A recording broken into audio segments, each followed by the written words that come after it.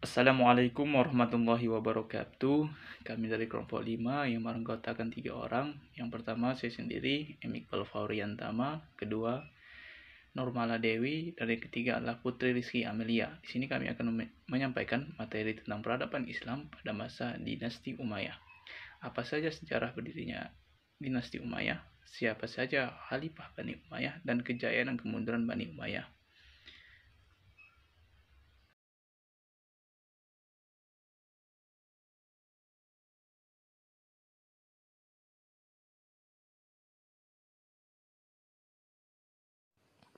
Sejarah berdirinya dinasti Umayyah. Dinasti Bani Umayyah merupakan pemerintahan kaum muslimin yang berkembang setelah masa Khaulafa Ar-Rasyidin yang dimulai pada tahun 41 Hijriah atau 661 Masehi. Dinasti Umayyah didirikan oleh Muawiyah bin Abdul Sufyan bin Harb. Nama dinasti Umayyah dihisabkan kepada Umayyah bin Abdul Syam bin Abdul Manaf. Silsilah keturunan Muawiyah bin Abi Sufyan bin Harb bin Umayyah bin Abdi Syam bin Abdul Manaf bertemu dengan Nabi Muhammad SAW pada Abdi Manaf. Jika keturunan Nabi dipanggil dengan keluarga Hashim, Bani Hashim, maka keturunan Umayyah disebut dengan keluarga Umayyah, Bani Umayyah. Oleh karena itu, Muawiyah dinyatakan sebagai pembangun atau tokoh utama dinasti Umayyah.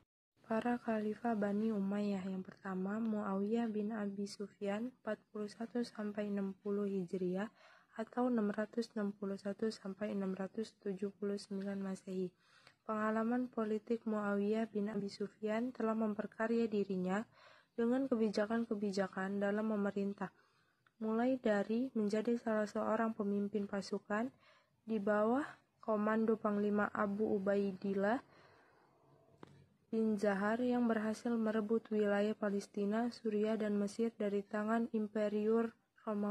Yang kedua ada Yazid Muawiyah 60-64 Hijriah atau 679-683 Masehi. Pengangkatan Yazid sebagai khalifah diikuti oleh penolakan dari kaum Syiah yang telah membaikkan Husain bin Ali di Kufah sebagai khalifah peninggalan Muawiyah. Penolakan tersebut mengakibatkan peperangan di Karbala yang menyebabkan terbunuhnya Husain bin Ali. Selain itu, Yazid juga menghadapi pemberontakan di Makkah dan Madinah dengan keras. Yang ketiga yaitu Muawiyah bin Yazid 64 Hijriah atau 683 Masehi. Muawiyah bin Yazid merupakan putra Yazid bin Muawiyah dan ia menggantikan tampuk kepemimpinan sepeninggalan ayahnya. Namun, ia hanya memegang jabatan khalifah hanya dalam beberapa bulan. Ia mengalami tekanan jiwa yang berat karena tidak sanggup memikul tanggung jawab kekhalifahan. Selain itu, ia harus mengatasi masa kritis dengan banyaknya perselisihan antar suku. Keempat, Marwan bin Hakam 64-65 Hijriah atau 683-684 Masehi. Marwan bin Hakam pada masa Utsman bin Affan seorang pemegang stempel khalifah. Pada masa Muawiyah bin Abi Sufyan, ia adalah gubernur Madinah dan menjadi penasihat pada masa Yazid bin Muawiyah di Damaskus. Muawiyah II tidak menunjukkan penggantiannya sebagai khalifah, kemudian keluarga besar Bani Umayyah menunjuknya sebagai khalifah, sebab ia dianggap paling depan mengendalikan kekuasaan dengan pengalamannya.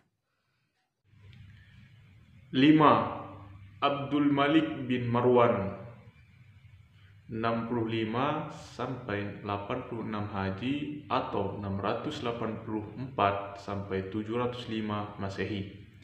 Ia merupakan orang kedua yang terbesar dalam deretan para khalifah Bani Umayyah, sehingga ia disebut sebagai pendiri kedua bagi kedaulatan Umayyah.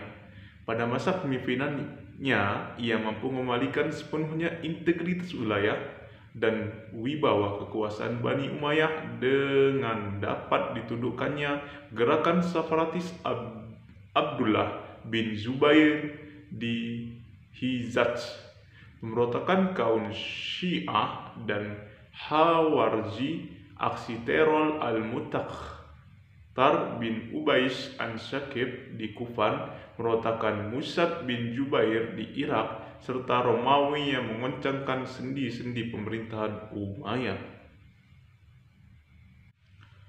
6. Al-Walid bin Abdul Malik 86 sampai 96 Haji atau 705 sampai 714 Masehi.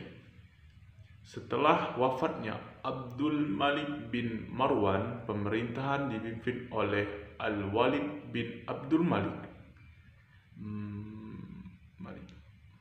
Pada masa kekuasaannya, kekuasaan Islam melangkah ke Spanyol di bawah kepemimpinan pasukan Tariq bin Ziyad ketika Afrika Utara dipegang oleh Gubernur Musa bin Nusyair. Karena kekayaan melimpah ruah, maka ia menyempurnakan pembangunan gedung-gedung, pabrik-pabrik dan jalan-jalan dengan subur.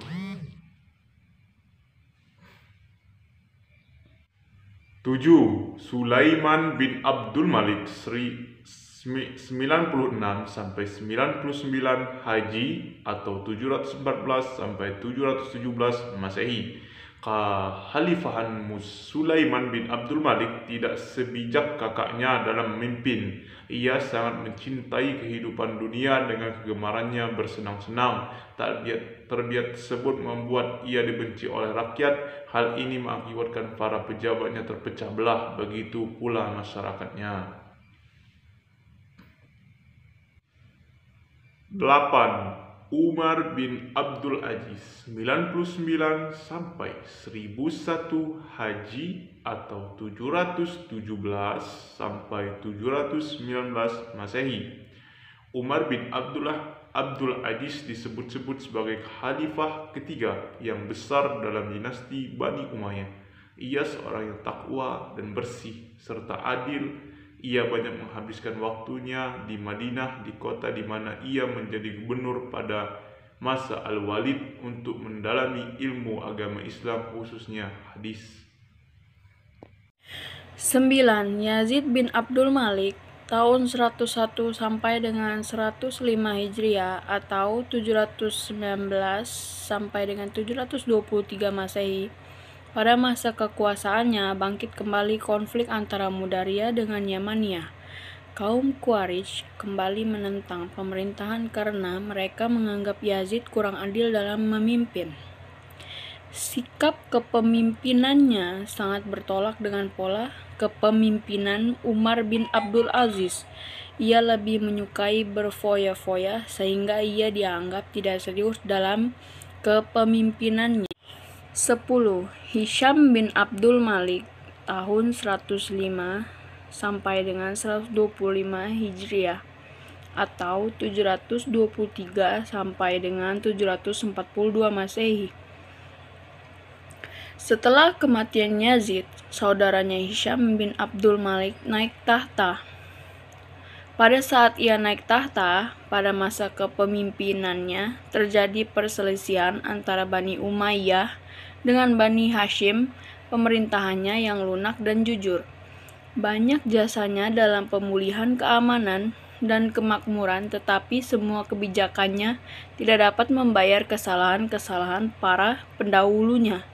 Inilah semakin memperlicin kemerosotan dinasti Umayyah.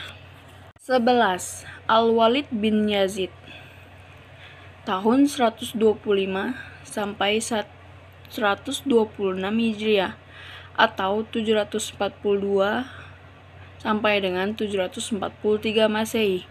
Walid oleh para penulis Arab dilukiskan sebagai orang yang tidak bermoral, pemabuk, dan pelanggar.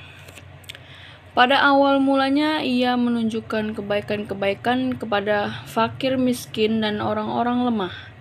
Namun semua itu digugurkan dengan sifatnya yang pendendam serta jahat kepada sanak saudaranya. Sikapnya ini semakin mempertajam kemerosotan Bani Umayyah. Kejayaan dan kemunduran Bani Umayyah. Kejayaan dan keberhasilan Bani Umayyah. Pada masa Bani Umayyah berkuasa harus diakui banyak sekali keberhasilan yang dicapai. Jika dapat diklasifikasikan, maka yang paling utama dapat dilihat dari dua aspek, yaitu yang pertama, wilayah kekuasaan dan perpolitikan, dan dua, perkembangan keilmuan. Kemunduran dinasti Umayyah setelah berkuasa selama 90 tahun akhirnya